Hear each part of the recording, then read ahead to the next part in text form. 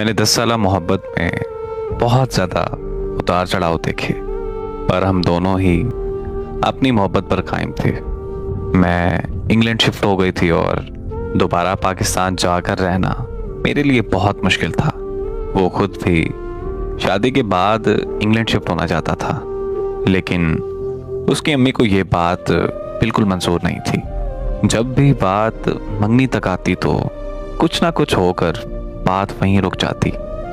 इन 10 सालों में ना उसकी ज़िंदगी में कोई आया और ना ही मेरी ज़िंदगी में। फिर एक वक्त आया जब मैं थक सी गई, जब मुझे पता चला कि उसकी अम्मी उससे रोज़ लड़ाई करती है कि तुम उसे छोड़ दो और कहीं और शादी कर लो।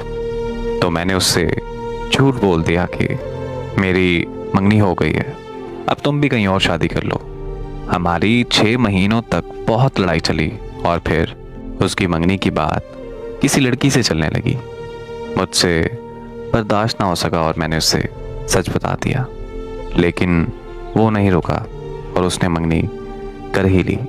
मैंने फिर भी उसकी बहुत मिन्नतें की, यार 10 साल की मोहब्बत है, प्लीज़ तुम कुछ करके वापस आ जाओ। पर वो मेरी कोई बात मानने को तैयार नहीं था। फिर उसने अपनी शादी की तारीख बताते हुए कहा कि तुम उस लड़की को सब सच बताकर शादी को रोकना चाहो तो रोक लो। पर मैं अब शादी से मना नहीं कर सकता था। तब मैं बिल्कुल खामोश हो गई और आखिरकार उसकी शादी हो गई। मुझे समझ ही नहीं आया आज तक कि हम में से आखिरकार कौन गलत था, मैं या वो। जिंदगी के 10 साल हमने किस बात का इंतजार किया। आज उन 10 सालों को जिंदगी के किस हिस्से में रखूं मैं? अगर हम दोनों मिल ही नहीं पाए तो जमाने से क्यों लड़ते रहे? आज तक मुझे इस बात का जवाब नहीं मिल पाया और शायद कभी मिल ही नहीं पाएगा।